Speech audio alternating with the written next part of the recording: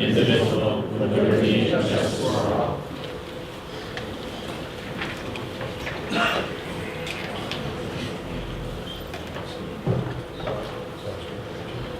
We're now to our recognition section for this evening. Tonight, we're honored to have those DHS students who achieved advanced level on all of the CAP test subtests here this evening. There were 12 in total from the Danbury district. So I'd like to call Dr. Rossi, the principal of Danbury High School, to the floor to introduce the 12 award winners. And we'd like to ask each of them to come up to the dais and we'd like to congratulate you. Thank you. Dr. Rossi, you have the floor. Thank you, Mr. Fox. Is Nicholas Filiberto here? Nick, come on up, please. Congratulations.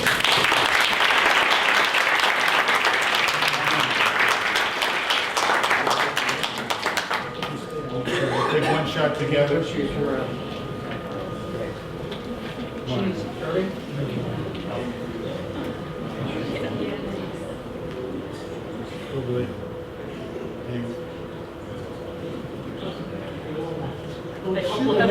Alexander Coco.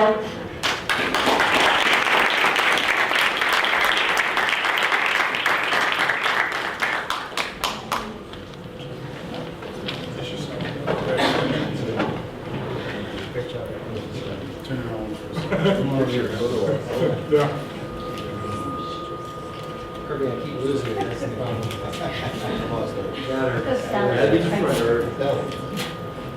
Stop moving, Sal. Thank you. Jamie Carter.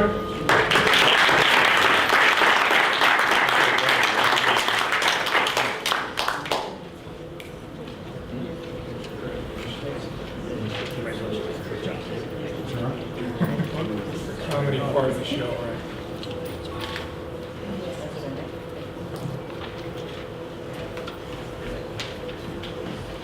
Jessica Hahn.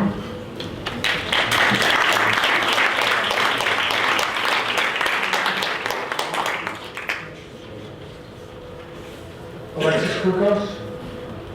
She's not here tonight, but her dad will come. Okay.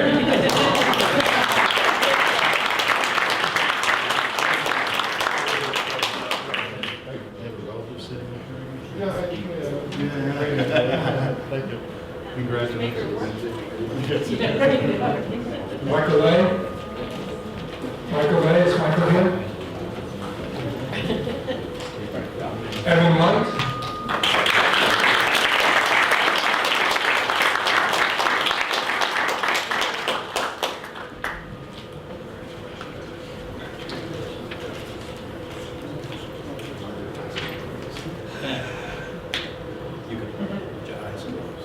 I just swear the group here is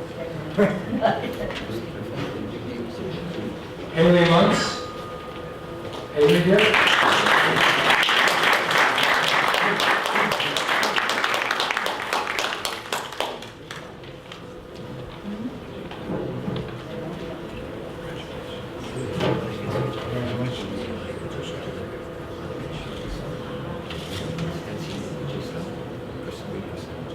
Smile.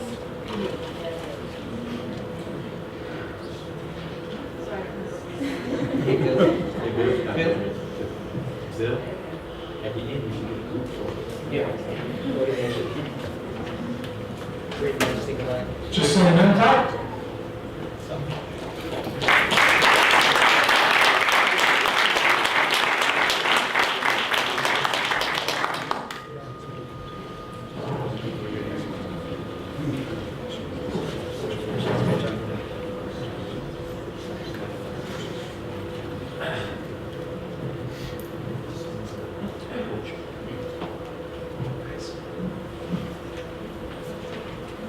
Safar Moda.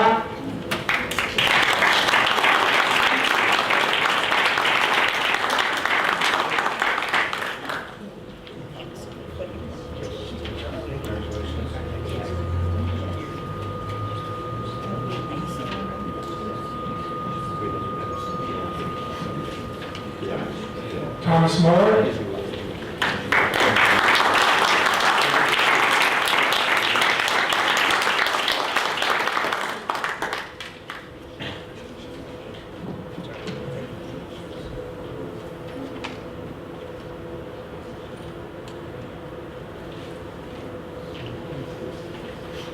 Did anyone come in late? Did we come in? Allison Voss. This might be great. List of names. So that was 12 students out of a sophomore class of over 700. Congratulations, students.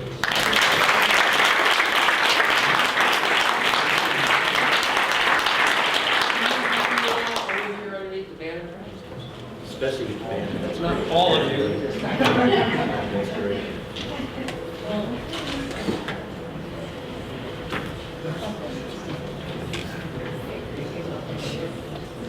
Nice recognition. Doc, you should go with him too. I'll make it about the kids.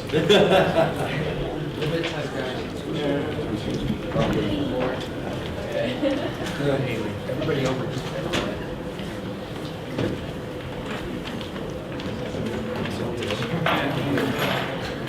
Get those two in there and the other side.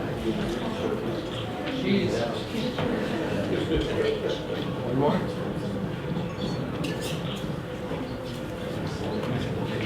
Yeah. Ready? One more.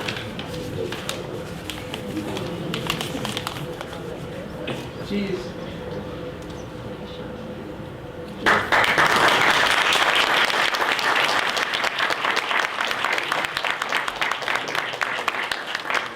Once again, congratulations to all the winners, and best of success as you move forward through high school and on to college. Congratulations. Move on to our public participation section. The board welcomes public participation and asks that speakers please limit their comments to 3 minutes. Speakers may offer objective comments of school operations and programs that concern them. The board will not permit any expression of personal complaints or defamatory comments about Board of Education personnel and students or against any person connected with the Danbury Public School System. Is there anyone in the first row? No, go ahead. Is there anyone in the second row that wishes to address the board this evening? Third row? Fourth row? Anyone standing? Sir?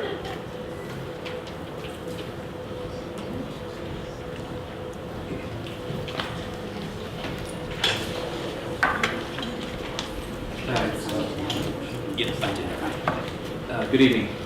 My name's Eric Amalfitano. This is my wife, Jill Amalfitano, and we were here 2 weeks ago talking about the Stadley Ruff Elementary School CMT scores, and it was our first board meeting, and a couple of things, were interesting for us as parents of 3 students in the Stadley Ruff School, and not fully understanding how a board meeting went. Here's my second go-around. So a couple of things that came to mind were, one, the overall awareness of the board, or lack of awareness the board had of the Stadley Ruff School scores in particular. I know now everybody knows what the scores are, but I was kind of surprised to see that type of awareness level with the board, given the importance that these tests have on our youth in the district. Secondly, there was a lengthy discussion from Mr. Glass about a plan that was put into place that was, by all accounts, or admittedly a flawed plan in some areas, and there was additional commentary provided about a new or revised plan that is coming into play during this school year. So my question would be, has that plan been submitted, and is there any sort of line of sight a parent advocate could be able to view that plan or see what is coming on with that plan? In terms of tangible results, what can we expect to see from the school, from the administration, at the board and the superintendent's office in terms of solutions for Stadley Ruff? The third thing that came to mind afterward is the superintendent's office is ultimately responsible to deliver the equitable education to all the students within Danbury, with guidance and policy driven through the board. And if we're in a situation where we've got a population density at Stadley Ruff with the students that is beyond its capacity, as well as faculty and staff doing everything they can to educate our children, at what point does the superintendent's office make a decision to add additional staff, or where, at what point does the board step in and weigh their influence in that area. As a parent, I know what I'd like to see, and you heard that last week. But we're still a little bit in the dark in terms of the proper course of action and who to address with these issues. And finally, we're here as a support staff for not only our children and the other children within Stadley Ruff, but also for the school. And we have, again, the utmost confidence in Mrs. Johnson as the principal and leading that school through these challenges. She inherited a challenge, I believe. Rome wasn't built in a day, and nor were the CMT scores, and we're fully aware of that.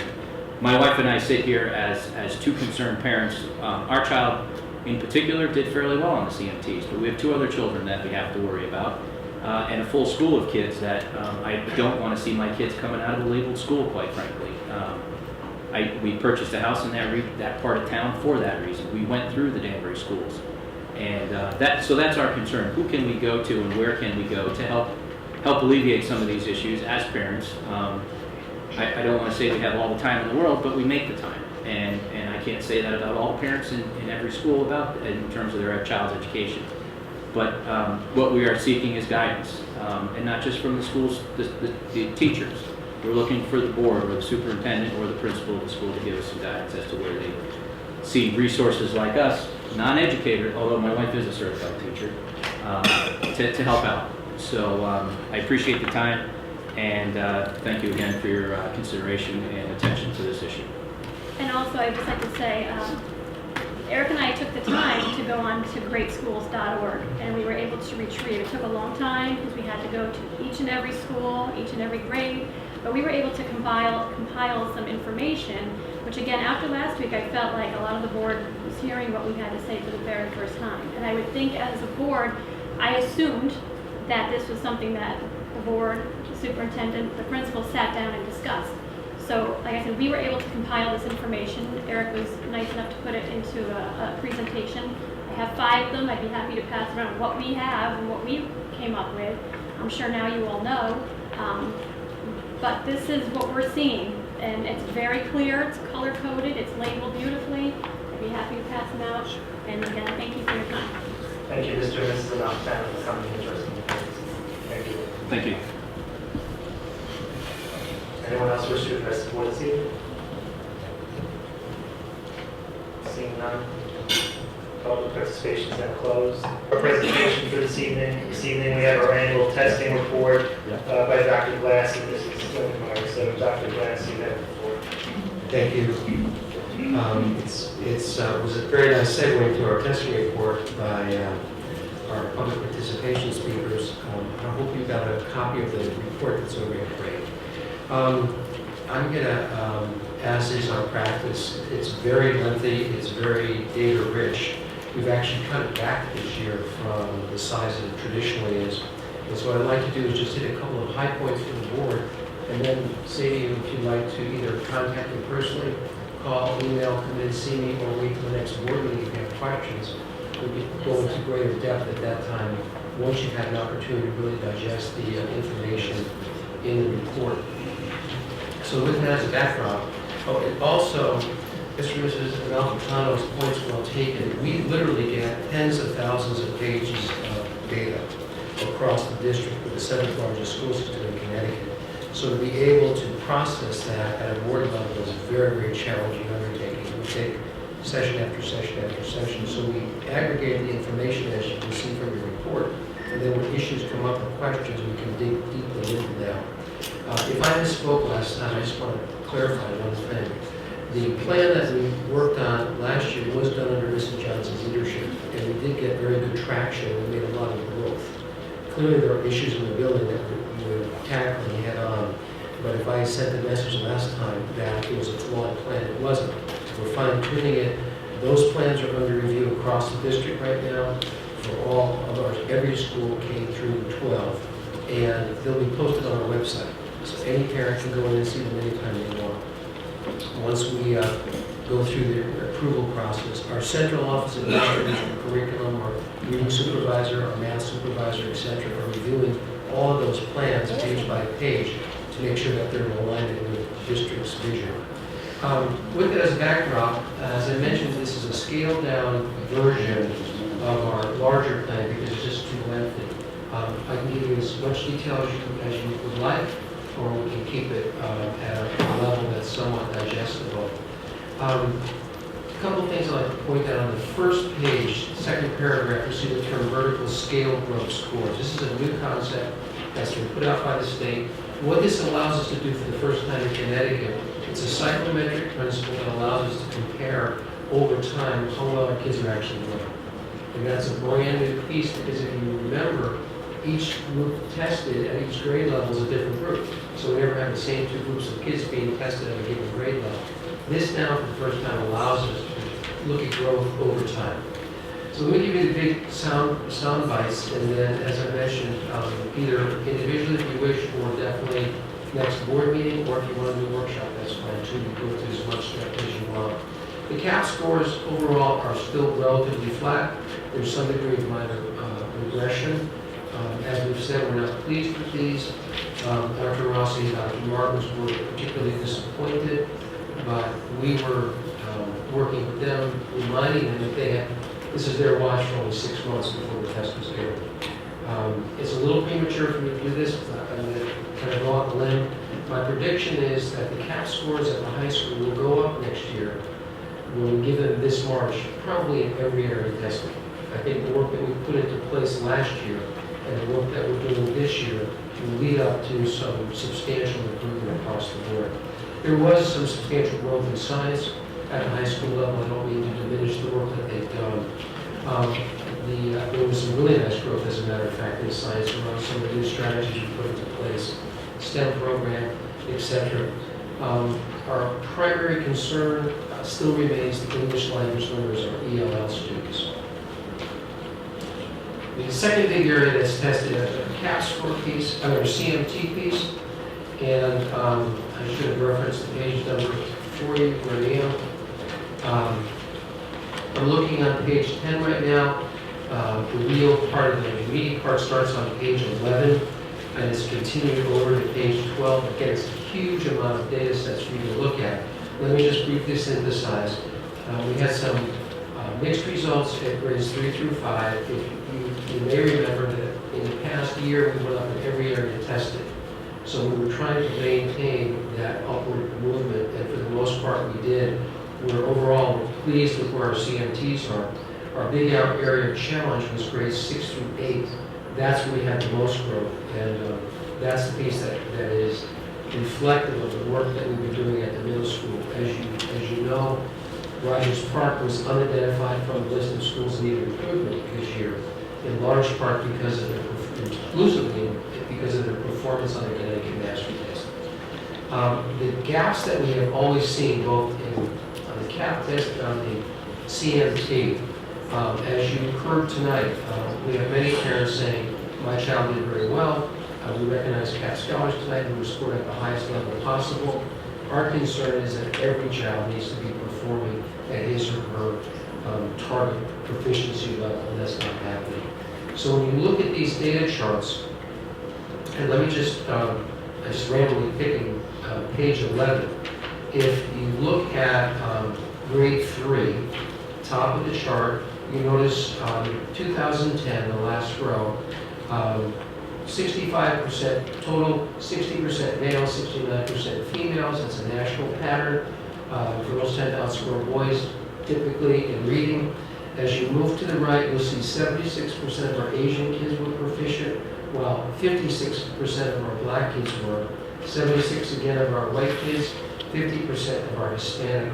Our free and reduced lunch youngsters, those are the kids who have come from challenging economic environments, 54%. Then look at our ELL, 32%. When you compare those to the average of 65%, our English language learners are really far behind. The argument we have made over time is that it takes 3 years to 5 years actually to get conversational language. It takes 5 to 7, sometimes 9 years to get academic language. So if we were to turn around and say, how was your weekend? And the student said, I had a great weekend. We went out and we played outside. it was sunny, and then we went out for lunch at a diner. It's conversational. If we said, we want you to invert and multiply as you do this math problem, that's what throws the kids, that academic language. That's what takes just more time. So our eyes are really focused in closely, in particular on our English language learners. As you go through all these charts, you will see that same profile again and again and again. Our black students over time have made some really good progress. We've made greater progress than the state average. Our Hispanic youngsters have made some degree of progress at or above the state average, but they still lag behind. And our English language learners are the group that we really have identified as being among the neediest. In some cases, our ELL students, if you look at grade 5, 2010, the right two columns, ELLs came in at 21% proficient, special education youngsters came in at 31% proficient. So our special education youngsters, kids who have special needs, obviously, are outperforming our English language learners. That continues to be a big area of concern of ours, and we're putting more and more resources in that area. As you go through these, if you turn the next page to page 13, you'll see that the growth at the middle school level in some cases is really substantial. And we have, in many cases, surpassed the national benchmark, which is obviously wonderful news. Again, let me just, not to dwell on this too heavily, I'm on page 12. I'm looking at grade 7 at the top of the page. The year is 2010. If you simply run your finger along that row, from a total 83% proficient, 82, 84, 93, 74, 92, 67, 69, 25. You see the precipitous drop in kids who do not as yet speak English well enough to be able to aggressively compete with this particular assessment. And then you move to special education, and you'll see again we're getting traction with some of our neediest kids. So that image, that concept plays itself out throughout all the tests that we have. If you move to page 13, I'm trying to run along at a good clip, so I don't remember the information and data. If you turn to page 13, this is a brand new concept. The board has never seen this before. Everything else we just went through was old news in a sense, just with updated numbers. Page 13 is a brand new concept. This talks about vertical scale scores. If you look at the table on the left, on the left column of the table, where it says reading grade 3, 2008 to grade 5, 2010, we've taken the kids who took the CMT in reading that were with us in 2008, tracked them to 2010 as grade 5 students. The state, and I apologize if this gets a little too techie on us, the state has created a different kind of measurement tool that now allows us to compare grade levels to grade levels. We never were able to do that because the scales that they use to measure each grade level were different. Now it's the same scale concept, which allows us for the first time ever to compare. The second thing it allows us to do is compare our growth with the state average growth. And the interesting part with this is that we not only compete with our district reference group, but we're also competing with the most affluent kids in Connecticut as well, the Avons, Simsbury's, Darien's, Buchanan's, etc. So we're always somewhat interested in seeing how we do against the state average. In this case, if you look at the top line where it says ELL, that's the group I've been talking about. If you go to the second column, this is Danbury's growth, 57%. Now, the numbers are less important than the overall concept that I'll share with you. If you move to the right to the last column, you see 55%. We've accelerated the growth of ELL kids beyond what the state average is, which obviously is a good sign. If you look at male students, we've accelerated. Female students are right at the state average. Black students, as I mentioned, are making greater progress with those youngsters than almost any other group. Definitely surpassed the state average. Hispanic youngsters, we've surpassed the state average, and so on and so forth as you go down the list. So this is encouraging because we put a lot of time and effort at the elementary level, and we're starting to see the fruits of those labors. The board questioned rolling with math, the board questioned the balanced literacy model. Now you're starting to see the fruits of our labors really starting to come forward. If you move to the next page, page 14, it's the same concept. And this time it's at the middle school level. you'll see back from 2008 to 2010, and the kind of growth we've gotten. In some cases, we have, again, surpassed the state average. I think you'll see just about every area tested we have. If you go down to the bottom of that table, I'm looking at ELLs again, the middle column, 54%. If you move to the right, the state average is 39%. So while our greatest area of challenge is clearly our greatest area of challenge, we have accelerated our growth far beyond what the state average is. And as you run your finger up and down that column, you can get a pretty good feeling for how well Danbury is doing against the rest of the state. Does a test score tell everything? Absolutely not. This is just one piece of information. We try to put it into the contextual piece.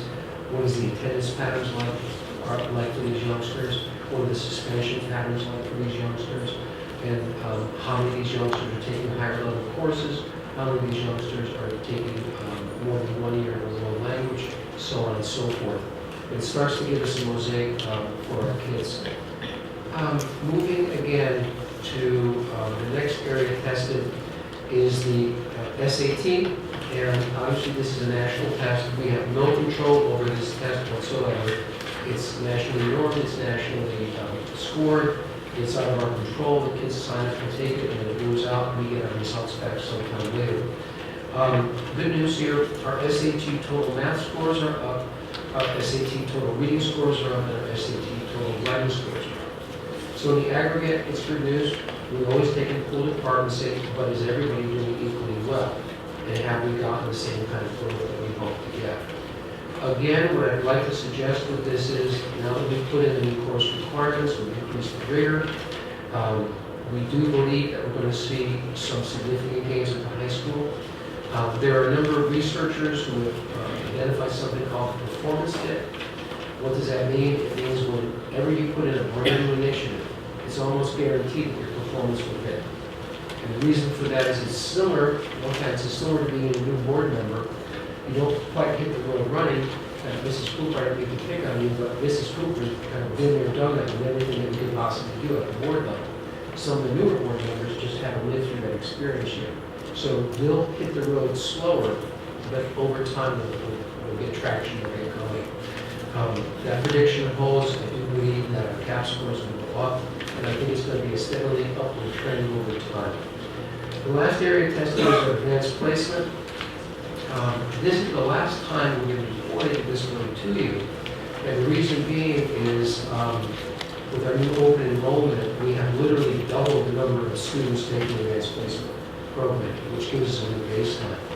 But when you, on page, I'm sorry, thank you, 26, again, not to bog you down with numbers. If you look at the number of students enrolled in AP classes in 2010, it's pretty much the same, each student different than 2009. If you move to the right, the number of classes taken by AP students, it's the same. If you run back up the column from 2010 to 2003, you'll see that almost every case our percentages have increased, and in some cases dramatically.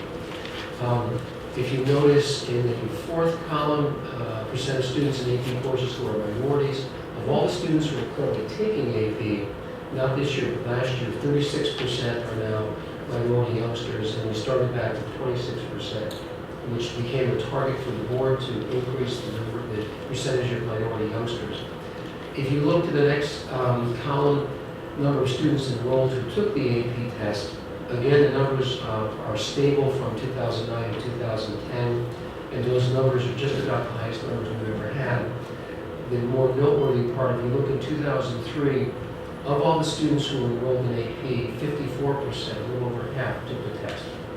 It looks good to have AP on your transcript, whether you take the test or not.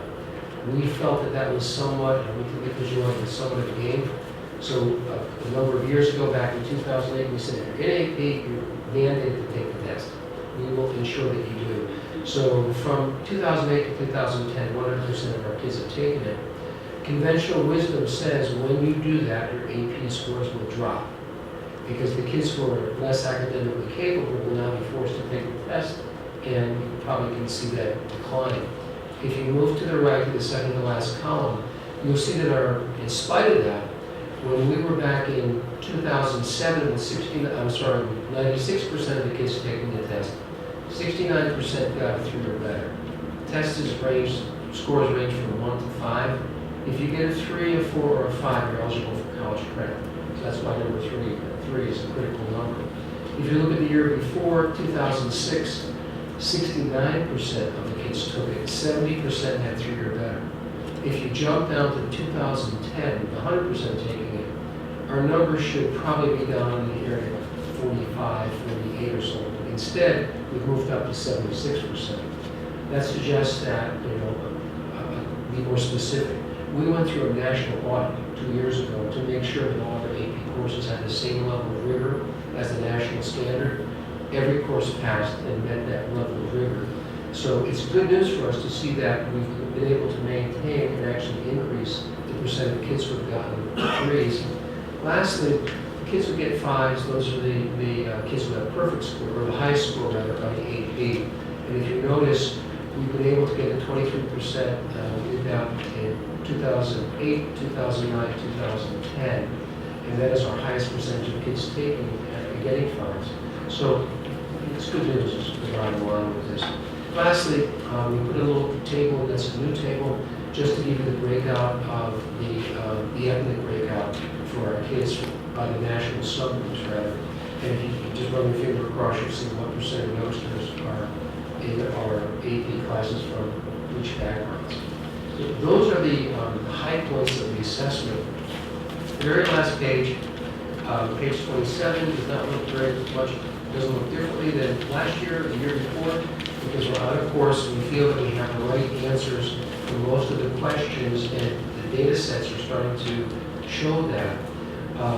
So the efforts that we put into place, we are still continuing. The piece that you don't see here are things like detracting the high school. We feel it's too soon to report on that. It's only 7 or so weeks into the school year. We're monitoring it very closely. The idea of open enrollment for advanced placement, we're monitoring that. We've cut back in some areas because of budget constraints. We're monitoring the impact of that. So those things will eventually find their way into the recommendation area to increase, to decrease, to eliminate, or continue.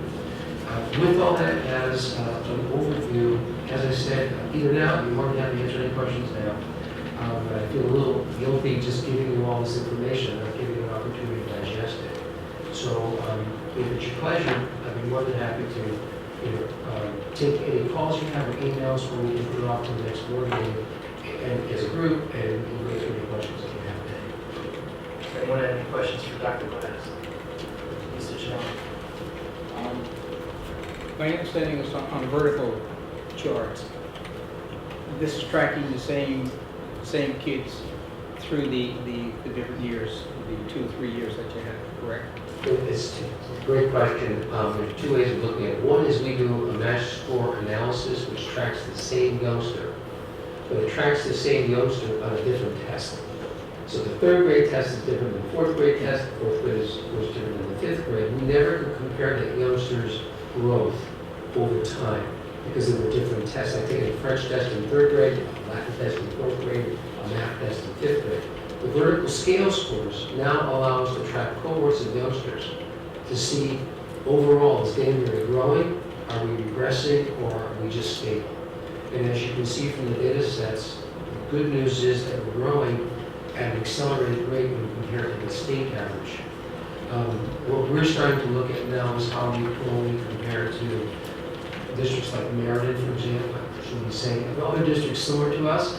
We're finding that we're growing at a much faster rate than many of the other district reference group A, B, C, D, E, F, G, H, I.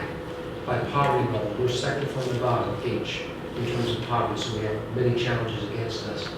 In many cases, we're outperforming our district reference group, and in fact, we've now infringed upon DRG-G, the next higher reference group. So it's good news, but we still have the performance problems that I mentioned earlier.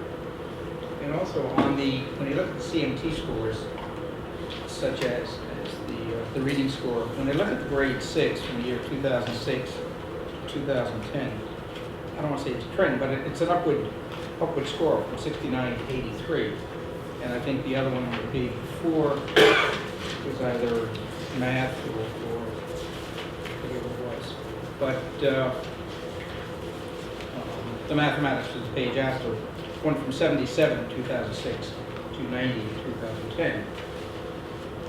Would I be correct in assuming that the evolution of the student, when students currently in the year 2010 took that test and progressed from the prior years, that they have grown and have done much better? I guess, again, a very good question. The best way to, for everybody who has it, we're on page 11. And let me give you one quick way of kind of eyeballing this. This is how we do a quick diagnostic. If you take, and you were talking about grade 6, I think, Mr. Janela. Yeah, page 11, grade 6. 2006 is the year we began tracking, because that's the reason 2006 was important, was the first year of this new generation test. Up to 2010. The way I do it quick and dirty, I just look at 2006, total 69, 2010, total 83. 2006, male 71, 2010, male 82. 2006, female 68, 2010, female 84. And I just go, and if you look at the numbers, 80 up to 88, 61 to 81, 79 to 89, 48 to 71, 53 to 70, 30 to 35, 27 to 49. So what this tells us over that trend line, yeah, our instructional program's working and we're moving up across the board. What it doesn't say is that the tests are different. So, and the populations are different because we have a big mobility factor. So it wasn't until the scale scores came in that allowed us to do what you're suggesting. But now that they have come in, it's another diagnostic level that we can go. It's much deeper. And it will give us on a child-by-child basis the overall acceleration of that youngster, regression of that youngster, or plateauing of that youngster. I understand the complexities in EOD or in scores, but it is correct in looking at this and looking at the trend line that we are improving. Oh, It's something to, trend line, yes, it's something to be proud of, that there is a positive effect in what we're doing. If you look at any, just pick any grade level randomly and look, do the same thing I just did, and as a matter of fact, as I'm just quickly eyeballing it, I haven't seen, we've grown in every area tested at every grade level, and every subgroup. So yeah, overall, it's not a deep level of psychometric analysis, but what I would say is good stuff's happening like we're doing. It's starting to take hold. We will go, of course, much deeper on this and figure out why some kids are making more growth than others. And those are the interventions that we put into place to mitigate any deficits that we identify. But yes, big picture, this thumbs up pretty well. Thank you. Any further questions for Dr. Lewis? I just have one comment. There are some encouraging statistics in here, but we really shouldn't overlook some of the problem areas that we have, especially in the two sections of the lower grades and at the high school. And when you look at a lot of the, when just thumbing through, and I'll have more questions in the weeks ahead. You look at the lower grade scores for the CMT, especially in reading, there is some improvement year over year. But looking at the statistics for almost every grade, 1 out of 3 students roughly, who give or take a point or two, is not tested proficient. Correct. And so whether we go from 61 to 65 or 65 to 70, this gets to my point from the last meeting. In my mind, it's not acceptable. If my student went from a 61 to a 65, I wouldn't be very excited about that because it's still barely passing or failing. And I think we need to. There is progress being made, but I think it's just not enough. We need to take, whether it takes more radical action or looking at those lower grades and doing something different. In my mind, this is not acceptable. And at the high school, I think it's an even more profound problem where the trend is actually decreasing. And taking a population like ELL at 13%, if one of them had that, when ELL is becoming such a large, significant percentage of our student population, and if that population is testing at 13%, 9 out of 10 are not proficient, it's just, again, it's unacceptable to whatever degree you want to take it. But what are we doing to address kind of those issues? Absolutely agree with you. I just want to put a clarification. When you see, for example, grade 3, total 2010, 65, That's not like a test score. It's not saying that on average we score 65. I mean, 65% of our kids have met the standard. But the inverse of that is a third of our kids have not. And so it is a big problem, a concern of ours. And to make matters worse, when you look down, if our kids are growing like, this is the achievement gap from, say, an English language learner to an Asian youngster, it's this big. And the scores across the board have gone up. It doesn't mean the achievement gap is closed. So what we look for is everybody going up? And at the same time, are we accelerating certain populations? And so I absolutely agree with you. For us, it's been unacceptable for quite some time. The biggest area of concern we have right now clearly is at the high school level. We feel that we have a leadership team in place, including the department heads, the new central office administrators. As you may remember, we put in 17 new curriculum guides this year. That's a massive saturation level for high school to absorb. And we're currently writing more curriculum for the middle school. But we're pushing at this kind of light speed just to try and deal with some of those really problematic issues. We've had, I've lost track now, I think 7 to 9 principals, I think, in 10 years at the high school. There's been no stability whatsoever. And now we're hoping that we have that stable leadership environment. And it's a matter of giving it time to germinate and resource it. But as you know, our toughest challenge right now, and it's going to be probably worse next year, is with resources. So as we put these new interventions in place, how do we provide the resources to let our teachers and administrators really go forth and do what they have to do with them? It's a very complex, daunting problem, but we feel, overall, we still feel positive that we're moving in the right direction. We think we're on to the right kinds of solutions. Our progress is faster than most. It's clearly faster than the state average. It's a matter of never turning your back on this and really doing what you just did. It goes back to the comments earlier tonight. Dr. Pasquarello and I are meeting with the Standing Room faculty Monday after faculty meeting. And I met with them earlier. Two of us are going to be meeting with them. I'll be in that building every week, once a week, in every single classroom.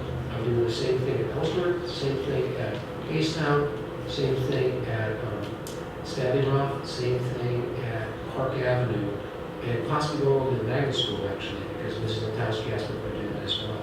So we're significantly increasing our monitoring of the work that we're doing. It's very labor intensive, but we believe we're going to get some positive results from that. So bottom line, we can be long-winded on it, but we're absolutely in agreement. For us, it's not acceptable. No matter how good we've done, we clearly have a lot of room for improvement, especially in the achievement gap issue. Thank you, Dr. Glass. Before we move off of this, just for the board, one of the things I like to say, one of the things where we're having some real difficulty is in time. And we're going to take time for the teachers to look at and make some meaningful out of this, so it's not a dog and pony show, that it really is relevant information and reflect on. It's hard to use data to compare, but it's good to use data in a cohort sense so you can look at data over time. To do that, it takes time. And what I'm going to ask the board, and Bill knows this is one of the recommendations, you're going to have to work with me to do some more release time. There isn't any way we can, or expect the teachers to do more with less time. This stuff here, or anything you bring to the table, we could give it to them. The teachers legitimately say, Sal, if you give us this and don't give us time to use it, what's the sense? It doesn't make sense. So we're going to have to come up with some kind of a plan to increase time. There's 2 or 3 communities around Connecticut that have increased student time and increased teacher time by extending some days and doing some release time. And we're going to look at that for next year. For the second part of this year, the high school has taken on so much. We've talked about trying to have them have some more release time than our K-8. So that's one big issue and a real big challenge for us as well. DLL is a state problem. They've picked up on it. We're working with the state.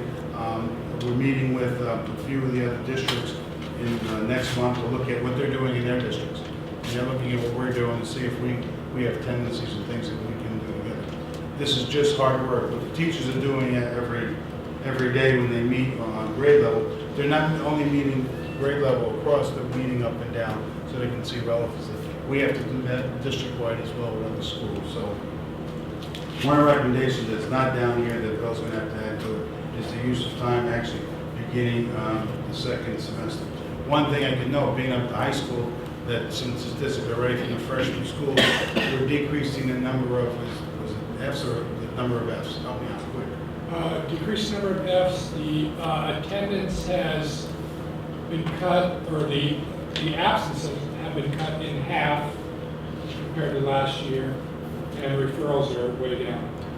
Just things of that, like that take time for us to look at, but actually giving people time to talk about it is the essence of what we have to do. So, and I'll caution you not to put too much stock into this. We need to put stock in the other assessment pieces that the teachers are doing and see it in its aggregate in terms of the growth. And the more relevance is those growth scales, so you can see how the same kids are doing over time. So, thank you. James. I just had a question as far as the data. I know we were talking about using the data to teach to the kids as a tool rather than having to go extended lengths of time, but we use shortening the time that we looked at the data to teach to the kids to make sure that we're learning and to enhance the process of teaching to them. Are we doing that? We said we were going to use the data. We talked about the data, and we're going to use this data to see how the kids were learning. And if we needed to change midstream or, you know, in shorter periods of time, we would do that. Is that happening? Short answer, yes. Longer answer is we've trained school data teams at every single school. We have a district data team, and we have instructional data teams, which are data teams that are at the grade levels. So if we went out tomorrow, I could take you to any Danbury school in third grade and walk in any grade, third grade, and we would see that they've carved out time for that data team to meet. The process typically goes like this. We take and we look at just the data sets, that's raw data. So we look at the numbers to see how well it's working. Ellsworth is a good example because I'm working with them very closely and I know their process well. They spend about 90 minutes looking at the numbers just to see we're up and down, where are we, where our strengths and weaknesses. They spend about another hour or two kid by kid analysis at that grade. They go through every single child, look at every single child's scores, and they make a determination on how well that teacher is doing. The third part is that they go into a common planning mode where the teachers actually sit and Laura Cadis, Mrs. Cadis over at Haystown, sits with them as they do the lesson plans around what they just found. And then the following day when they implement those lesson plans, Laura will go into those classrooms and observe what's going on to make sure that what they agreed to do, they're actually doing. And more importantly, they're doing well. And so we're putting other resources in up against that. We have some external consultants coming in. We've skewed the time of our district-wide consultants to go in and make those in-course corrections. So the answer is absolutely yes, we are. That is our new model in a nutshell. But truth, we have to get more consistent across the district. Oh, absolutely. There's no question about it. That's the challenge, and Yes. across the district, to take these things that we know are working and helpful and sharing them. They have to personalize them for other schools because of the culture, but that's our challenge, going around and doing that, and working with folks. Let me quickly add to that. The Title I schools have money to free up their teachers to do that, to get substitutes. The non-Title I schools don't. So what we've done is to take the accountability grant and we're providing King Streets, the Staley Rouse, the Great Plains, the Pembrokes, the schools that are non-Title I with supplemental funds from the accountability grant to free up the teachers to do just this. As Sal said, there's parity in it across the district. We're still growing into this, going to take another 3 or 4 years to really get it right because it's relatively new. We started last year, this is our second year. But as we, and again, you're going to have an implementation dip. But as we get traction, when we come up, and we believe we're going to go higher. That's how we've been able to get the growth we've gotten so far. It dips, and then it comes up. And that's why I feel comfortable saying, I think with our CAP scores, you're going to see an increase, if not next year, but let's say within the next 2 years, as we really get some traction with this. Dr. Ross.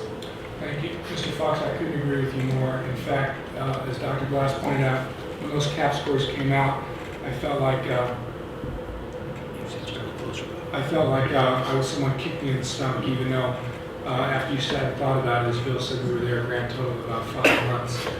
I think what we have to remember is that none of those 8th grade kids were in tracked classes. They were all in math classes, social studies classes, science classes, and English classes.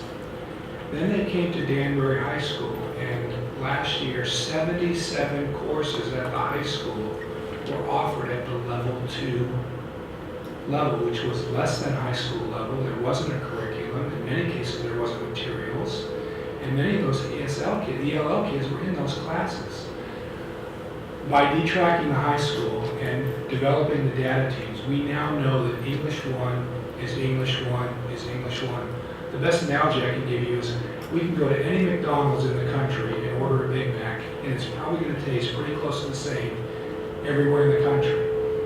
You could go to Danbury High School and sit in 10 freshman English classes and not see the same things.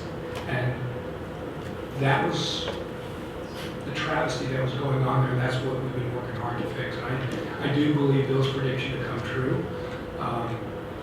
It's been a lot of work, but now we do have a guaranteed curriculum and the challenges that faces. And teachers have been functioning as independent contractors there. Students have been taking classes less than high school level classes, and that practice is over. Thank you, Dr. I read some of the recommendations. I was wondering, are the new lesson plans being used in all the schools? I understand that. I know at the end of last year they were finalized, if such a word. I think it's important for Bob to comment on this in a minute, but I can tell you that we're tracking these as part of the TDEC process. There are lesson plans being monitored at every one of our schools, K-12. I agree.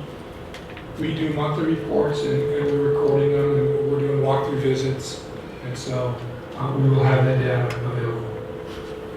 Okay, one other question. Now, being on the TDEC committee, I remember the state promised us to send aid if we needed experts from the State Department of Education. Has any of them been forthcoming? Well, I remember that being said. I would say if you said I had to pick one or the other, I would say on the negative side. We still want to hire, didn't we? You sound like a politician. No, it has not been forthcoming. I just like to object to one thing, and I thank you for putting all the data together, but my objection is receiving this tonight, glancing through it, and really not taking the time to digest it. And I think that we as board members, and since I'm a senior board member, we need a workshop on this to really look at it, put our questions together, and ask questions that's going to give us some type of results that we are looking for as a board. The next thing that I would like to know is, can you provide to the board the AYP for the spring for all our schools, those schools that have achieved AYP, those schools that are in safe harbor, and those schools that have not achieved AYP from the spring? Sure. And I'm sorry if I didn't do a good job in the beginning. I agree with you, Mrs. Cooper. I think this is a tremendous amount to absorb. I just wanted to try and hit the peaks of the mountains and then suggest that I can come back 2 weeks from now and do a more in-depth presentation. We can do one-on-one if sometimes board members have just specific questions, or of course, if it's your pleasure to have a workshop, I can do it and ask Ann Lindenmeyer to bring the computer with her, and we can do a projection, we can do deep data analysis that we normally do, and spend as much time as you like. But the information, and that I will leave that up to the chair, the information that I asked, just answer how long will that information be forthcoming? Because I think we as a board need to see those schools that are in safe harbor, those schools that have not achieved, and those schools that Have achieved. Thank you. Okay. I would agree with you that maybe, as opposed to part of the meeting, a regular meeting, we schedule a workshop, because in a regular meeting, when we get past half an hour, it's not enough time to fully address the issue. So as the board, we have a consensus that we should set up a workshop. I think I would like to add that I would agree with Rachel that we need also to incorporate in that workshop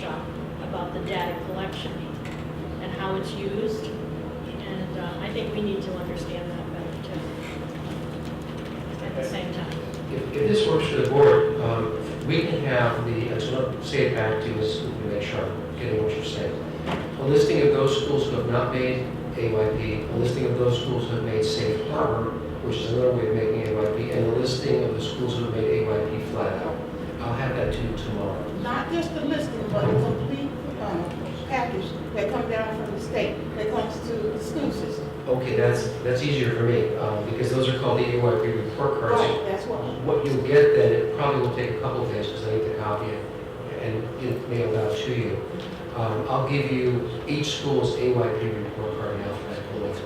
And also, if I may, one other piece of information that would be helpful, because we don't want to just look at history, is that as the AYP targets increase, we want to know kind of what the target's supposed to be for the upcoming test, so that if we know we're short 5 points in an area but the target 6, we need to know what gap we potentially have to the next round of testing, because that's where we can take action before the next round of testing takes place.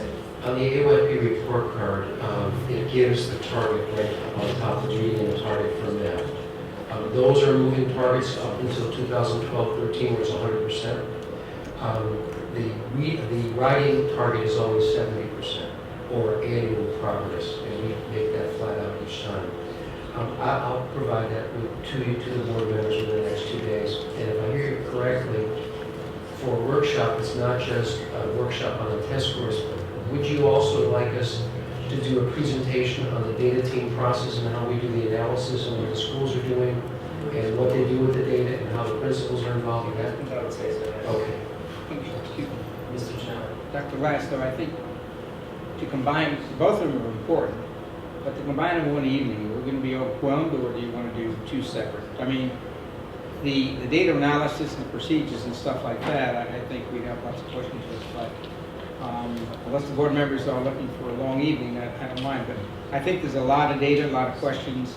I'm in favor of a workshop. I don't know whether it's better to do it in 2 or 1. That, based on what's going to be presented in the volume of data, I think you know best, and maybe it's your recommendations to how you think it would be received and digested. Mrs. Cooper.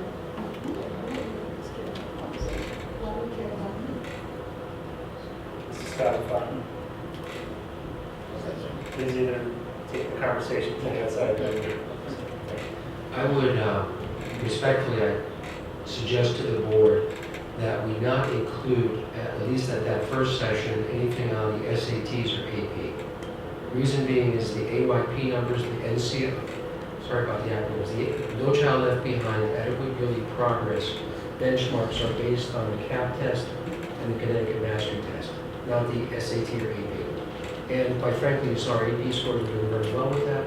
The SAT is the highest we've been. I'd encourage us to look at the CAP scores and the CMTs.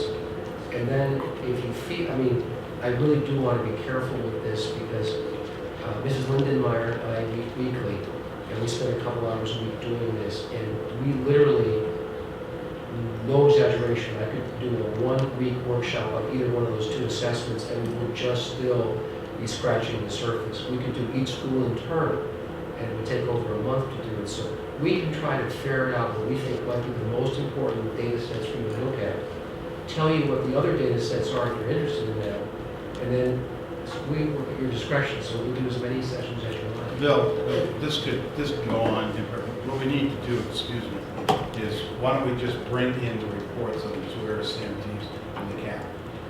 And I would leave the other process alone for either another meeting, because that'd take 45 minutes to an hour. As he said, you're going to probably need 2 hours for this, and not try to do them the same night, and do it on a separate one. Otherwise, everybody will feel crunched.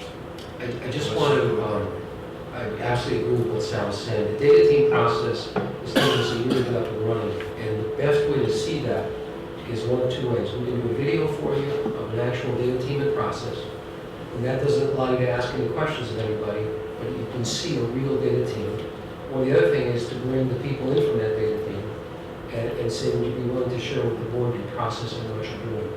Definitely more educational for us. Sure. Talk to the people who are doing it. We'd encourage you, Sal, to make that a separate night. The other thing is, just a word of caution, we will try to keep this as numbers light as possible, but what you're really asking for is like when Elliot does the budget. So it's going to be heavily laden with statistics. That may be true, but Elliot is able to summarize that to a level where we can glean conclusions. But Elliot just makes up the stuff as she goes along. Just a quick comment. And the reason I asked for the information is, I think, I want to know, the board members know which schools are film schools, which schools, and it doesn't have to be no long presentation, which schools have not achieved, which schools are in safe harbor. So we can have something to, Yes. we don't have to ask questions as to why these schools are not moving up the way we see fit as a board that they should be moving. Absolutely. So I would take suggestions for a date when we have the workshops. Typically, we have it on a Wednesday, alternate Wednesday. So it's the first Wednesday in November, too soon. That'll be next week.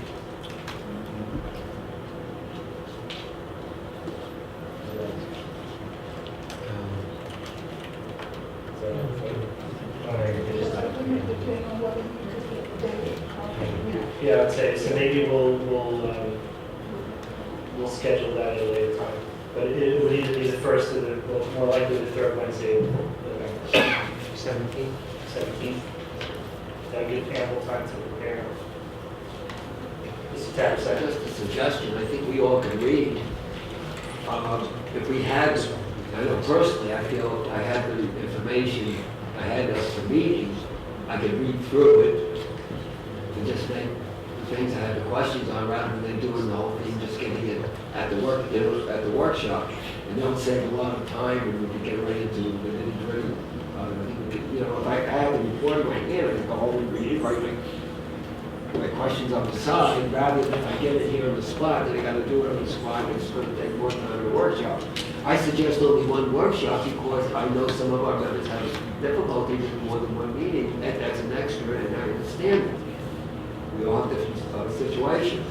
So I think just being realistic with the way things are going, and try to get that one meeting and get as much in as possible, maybe a little homework for us would be a way to do it. and I would suggest that if we have the workshop on the 17th, that at our meeting on the 10th, you distribute the material to us so we have a week to look through it and generate questions. So I would be prepared to disseminate the information on the 10th. So just again, for the sake of making sure that I get the word you're asking. On the 17th, we do a data workshop, and by the 10th, the meeting of the 10th, we give you maybe a PowerPoint or a handout that we'll be using on the 17th to give you that week to review it.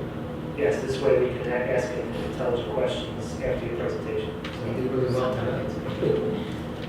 Thank you, Dr. Rice. Any further discussion? Mrs. Alvarez? It's not on this particular testing, but if I might ask Dr. Rossi a question as to something that you just said before, I would like to hear him elaborate on something. Proceed. Did you see? He loved. That was a nice escape. I'll get him later. Seeing none, we'll move on. The city had entered into a new phase with Honeywell to replace boilers at 4 of our school buildings. Danbury High School study, Broadway Middle School, and King Street Intermediate. Came to my attention last week that the Honeywell phase is either on hold or perhaps even has been pulled at this time. So at this time, there's not a plan to replace boilers at 4 locations, which means that we continue to operate with a single boiler. Should we experience a faulty boiler operation during the winter months, the city will hire a boiler company to provide an on-site replacement in the form of having a rig truck here at the site and provide heat until the boiler can be repaired. I'm sort of gave a little sketching on it because I don't have complete details, but again, my understanding is that the most recent phase with Honeywell for the replacement of boilers has either been placed on hold, if not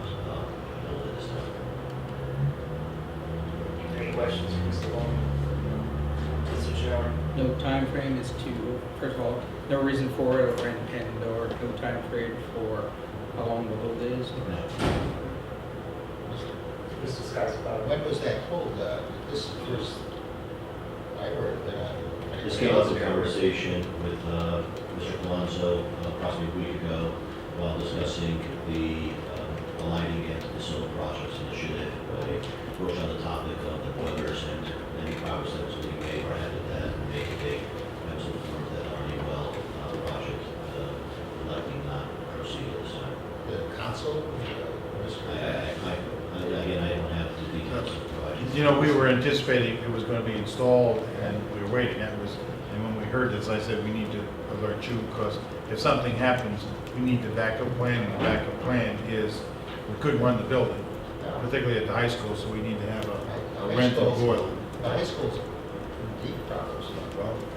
I would suggest that the Science and Facilities Committee take this issue up in committee so that we. Yeah, I think this is a very serious problem, because especially at the high school where there are multitude of problems, and so they can't run a school without any heat or hot water. I mean, we've had, there are those, we've sat in a lot of problems that we don't water. We will bring this up right away. I'll have to find out exactly what happened. This is the first I heard. Well, we could have, maybe ask Mr. Blanc in the meeting. No, I'm sure he's got an explanation, but my concern for the kids and everyone else is, okay, if it goes down, what do we do? We're not gonna send them home for it. So they need to go out, and that's, I guess they've done. We've asked for this backup system, which is a portable boiler. Park it out there and run the hot water and everything. Well, you gotta have something. If you don't, you close down the building, and we can't do that over an extended time. Mr. Terrace. Yeah, just people on the Sites and Facilities Committee, I thought we had a previous meeting, they said this was going to be done, right? I mean, maybe I thought everything was on the roll. I mean, this was, as I said, Mr. Chairman, this is brand new news to me. It's not a surprise out of the blue. I mean, I didn't even hear a rumor of it or nothing. I mean, I don't know whatever. Mr. General. Sal, I mean, if you have a very cold winter and the boiler breaks over the weekend or Monday and the school is very cold, this temporary truck outside would be able to heat the building so the kids will not lose the day of school, or? It's a boiler. It's a boiler, only it's on a truck. It operates, it's like a heart replacement, like a transplant. They gotta have everything rigged so that they can interface with it. Organ transplant. Yeah, organ Do we transplant. know the effectiveness of that method, the time it would take to set up, and does it provide the same heat that they would get normally? These are all issues we need to be comfortable, we need to understand that. Agreed. So Yeah, that's that's what I'm here now. Mr. Patterson. would it be a good idea to alert the citywide PTO of the problem, so if some problem came up, it would not just be... The meeting is Monday night. Yeah, we will. But we wanted you all to know They first. certainly could, because as far as I know, the city said this was going to be done. I mean, Mr. Chairman. Mr. Scott. We have to maybe even go higher than Mr. He just, he does what he's told. So does everybody else that works for the city. I would certainly like to look into exactly who made that decision. It wasn't him, that's for sure.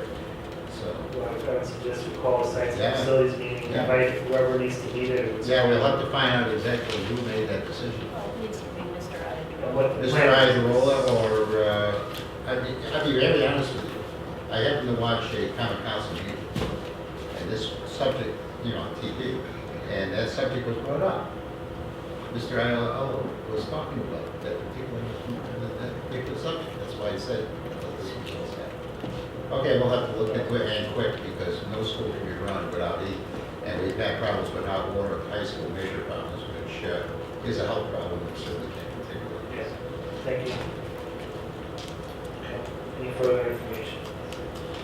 Seeing none, next session. Moved by Mrs. Cooper, second by Mr. Gaylord. All those in favor, please signify by saying aye. Aye. Opposed, abstentions. We now executive session, take a 5-minute recess. Guys, the next meeting, we voted, whenever, I gotta look at the thing. gonna have an overhead at the school, because there were very, new people never get over. Oh, okay. So don't